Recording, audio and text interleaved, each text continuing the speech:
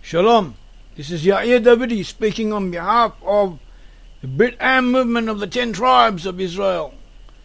10 tribes comprise the majority section of the Israelite nation. 10 out of the 12 tribes were exiled by the Assyrians. They lost knowledge of their identity and they disappeared from history. We claim, or we actually have proven in our works, see our website Brit-Am.org, Brit-Am.org, for much material concerning this matter as to where the lost 10 tribes went. We have shown that the lost 10 tribes went to Western Europe, where offshoots from them founded the civilizations of the USA and Canada, Australia, New Zealand and related nations. The lost 10 tribes originally were in the land of Israel. They were exiled from the land of Israel. They were exiled in stages. The first stage comprised the tribes east of the Jordan. Originally the Israelites ruled over a good portion of the Middle East, stretching from the Nile River up until the Euphrates and reaching into Turkey. Also at one stage encompassing the island of Cyprus and related areas. God willing, in the future we once again will rule over this area and more.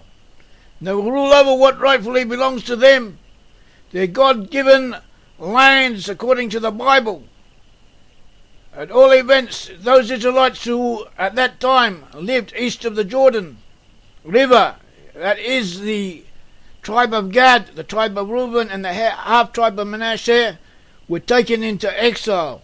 As it says in 1 Chronicles 5:26, they were taken to Halal and Habor, and to the river Gozon, and to Hara.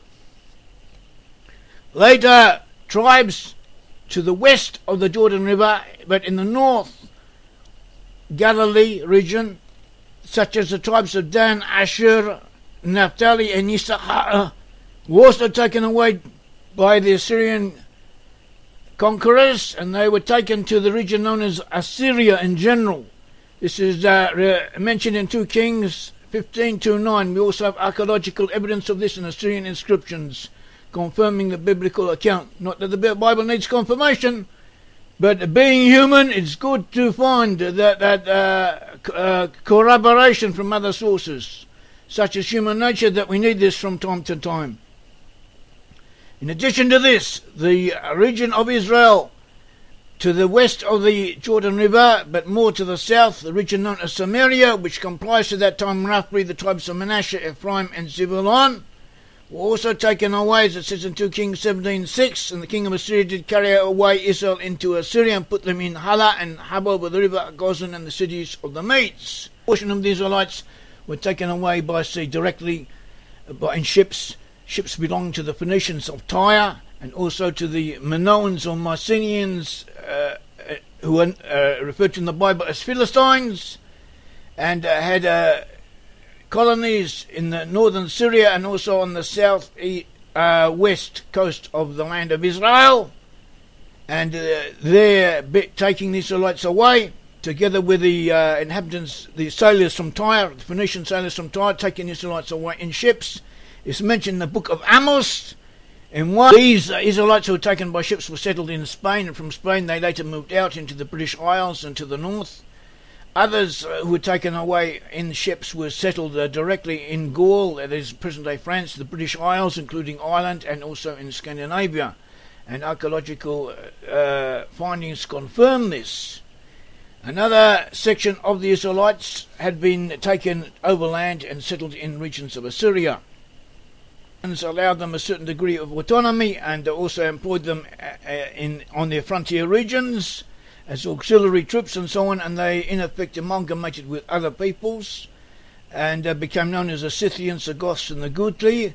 And this had been predicted in Hosea chapters 1 and 2, where he refers to a future combination between Gomer, in other words these northern peoples, the sons of Gomer, and the Israelite exiles. And later on the sons of Gomer were to be identified with Scandinavian peoples and Germanic peoples, and the Germanic peoples and Scandinavian peoples came from this area, and Israelites were amongst them. And this is referred to expressly in the book of Hosea. About 640 BCE, the first wave of Cimmerians and Israelites moved out to the Middle East. They were driven out of the Middle East. They broke off from the other body, and they went into southeast Europe, through Turkey into southeast Europe, and then they moved westward, and they eventually wound up in Central Europe, where they became part of Celtic, so-called Celtic civilization. About 550 BCE, most of them moved out. Most of them settled in what later became known as Scythia, the region of southern Russia and Central Asia, and all of that area. Offshoots from this movement, from this early movement, also at that time reached Central Europe, Western Europe and Scandinavia. There was an ongoing pressure from different groups, climatic changes, the lack of resources and so on. And the Huns were instrumental in pressuring a lot of these peoples to move out or to move onwards. One group would pressure the other, would displace another, and there would be a snowball movement, as if to say, groups of people were constantly moving from that region to the west. The west having previously been, relatively speaking, not so heavily populated. The Huns were also instrumental in causing the Anglo-Saxons to invade the British Isles, when they eventually did in the 450s CE. A group of Israelites who remained behind, who were not pushed out directly by the Huns, and known as the Naphthalite Horde, or also known as the Naphthalite Huns. They were derived or comprised in part from the tribes of Naphtali and Dan, and also from Gad, and they in 550 BCE CE and later, much later in some cases, they eventually were pushed to the north and moved into Scandinavia, populating Sweden, Norway and Denmark. These areas had previously already had people within them, but they, as if to say, moved in alongside the previous inhabitants, and this caused pressure. It was an overpopulation, and the overflow, as if to say, resulted in the so-called Viking invasions of Western Europe, with the Vikings attacking Gaul, Ireland, Britain and so on, and also settling in the west of France, where they founded or together after intermixing with the locals, they created the province of Normandy. The Normans, in effect, created or developed their own civilization, their own national character, and they conquered England in 1066, and this was the Norman invasion of England, and also conquered other areas as well.